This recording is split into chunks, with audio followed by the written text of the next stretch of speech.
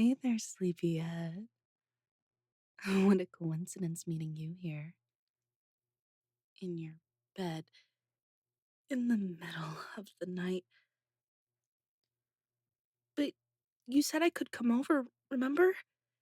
You never said you had to be awake, or that I had to knock, or that I couldn't come in through the window. And I interpreted your invitation as a standing offer, so the middle of the night is as good as any time. So I hope you don't mind me being here. I hope I'm not bothering you. Am I, baby? You looked kind of restless on the camera, shifting around so much, so I thought I'd come over and help comfort you to sleep. But if I'm being a bother, I could leave if you want. I'd only be leaving very, very reluctantly, but I'd be leaving all the same if that's what you want. Would you like that? Good. Then I'll stay right here where my darling sweetheart needs me. There's nothing wrong with having mommy stay with you through a rough night. In fact, I'd sleep with you in bed every night if you'd let me. Just because you're an adult doesn't mean you're too old to sleep with mommy. Besides, I'm not that much older. But anyway, so what's on your mind, cutie? Not in a very talkative mood? Tell you what, how about I tell you what's on my mind, and then you can see if you want to open up about what's on yours? So, personally, right now I'm thinking about how lucky I am to be in the bed of the cutest, most precious person in the entire world. They're adorable. Not even cat ears could make them cuter, which is a feat, let me tell you that. I feel like the luckiest woman in the world to be able to date them, to call them mine, which I do often because it's one of my favorite things to say. I'm so honored when they let me run my fingers through their hair, or place their head down on my lap, or chest to rest on. I'm blessed that they let me watch over them, even if the cameras are probably a bit much. But I just feel so uneasy if I wasn't always keeping tabs on them because I have an overwhelming instinct to protect them, and I worry they're in danger every moment I'm not watching them. And I am, of course, talking about you, my darling little teddy bear. Now, do you feel up to telling mommy what's on your mind? What's giving my love such troubles? Was it a bad dream? If you see a monster or something in your dreams, just think of me. Once I'm there, I'll kill all the monsters for you, be they man or beast, god or mortal. Is someone causing you trouble? I can fix that. You know, I can't let anyone get away with hurting my darling baby. Just tell me who it is. I'll hurt them any way you want. Salt in their wounds, needles in their throat, waterboarding, you name it. Are you sure no one is causing you trouble? If you say so, darling. Sorry if I was getting overzealous. You know how I can be. At least rest assured I would never attack anyone without your permission. Unless in defense, of course. Anyway, care to tell me what's keeping you up? Touch starved? Oh, baby. You know you can call on Mommy anytime you feel that way. I am at your beck and call, sweetie. I'll touch you however you want, darling. So if you want a lap pillow, a chest pillow, or to be my little spoon or something, all you have to do is ask. I'll do anything for you. Anything. Nothing is off the table. So would you like something like that? I'm guessing you would. Tell you what, can I touch you? Can I say, wrap my arms around you and hold your precious little head to my chest? Mm, there we go, baby. I hope I'm not holding you too tight. No? Good. Want me to hold you a little tighter? Of course. If my darling wants it, my darling gets it. And you are my darling. You look like you're having a good time. That's good. You deserve it. You deserve the world and more. You deserve everything you want and need.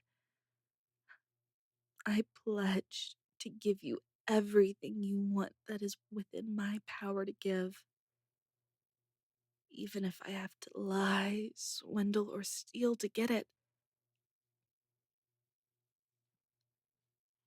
Is this the sort of thing that makes you feel loved? I'm not saying that in a judgmental kind of way or anything. I'm actually really glad if this is the way you like to receive affection. I guess I'm trying to say is that I love you very, very much. You're my very, very good darling after all. And sometimes I struggle with how I should express that love. Sometimes I rack my brain thinking about how I should show you that I love you. I just can't decide whether I should sign my soul off to you or pull the stars from the night sky to give them to you. But you like this, right? That's good. It's it's very simple. A lot simpler than pulling stars from the sky. Anyway, Mommy likes this too. Holding you like this. Not just because it makes you happy, although I do like that too. It just feels right. You're mine. Holding you is only natural. You're all mine. And I refuse to share. How could I share someone so precious as you? When you look at me, I think about what a great honor it is that your eyes meet mine. And I want that honor completely to myself, to hoard it all for me and only me. And as for your touch, well, if you told me earlier about you being so touch starved, I'd be a lot more physically clingy. I was holding back a bit before now, as hard as that is to believe. I know I must already seem touchy feely to you, but that was actually how I act when I'm restraining myself.